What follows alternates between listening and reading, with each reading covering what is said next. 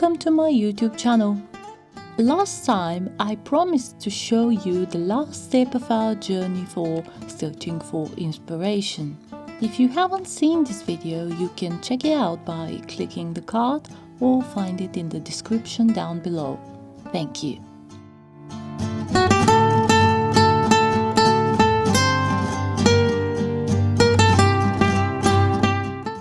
Hello my friends, this is the last destination of our journey, the incredible Seville, Spain.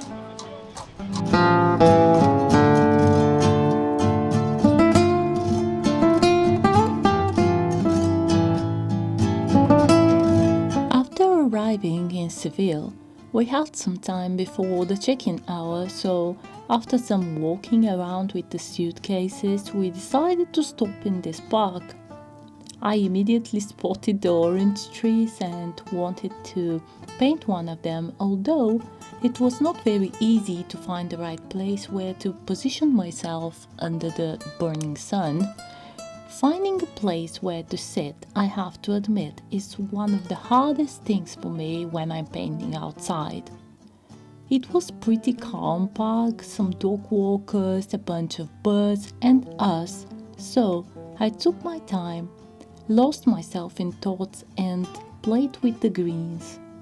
Later on, I've learned that Seville is the city with most orange trees in the world, but our tour guide advised us not to taste them even when they arrive, as they are not sweet. This is a specific bitter orange which is used in production of essential oils, in perfume industry and for thick orange marmalade.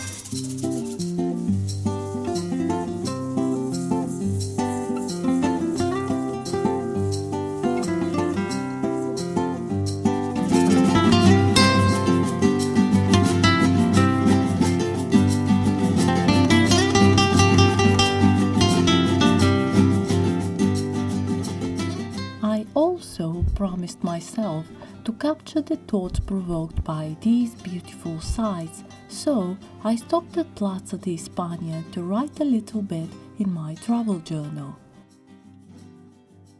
Seville is an Andalusian pearl, colorful and interesting.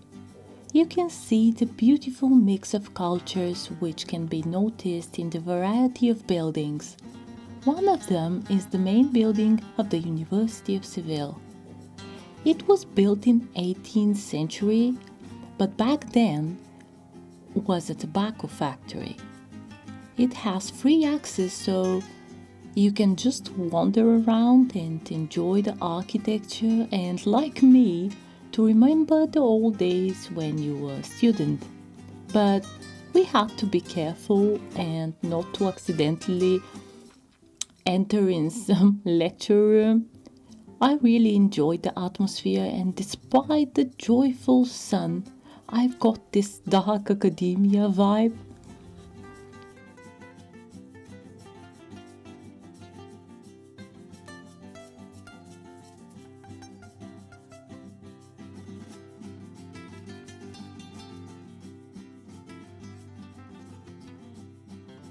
There are so many breathtaking sights in Seville. Churches, palaces, amazing cathedral in which you can recognize different architecture styles. And if you are a romantic soul, you can hire a carriage for you and your loved one. But if you want to escape these touristy places, you can just wander in the streets of the old town and you'll see how many hidden gems will pop out. I personally sometimes avoid the crowded places, but I have to admit they are full with tourists for a reason. For example, my mind was very long occupied by the magnificence of Plaza de España. And one time visiting wasn't enough, so the next day I took my sketchbook determined to sketch some part of it. So determined that neither the sun nor the people scared me, and I sat down to do the job.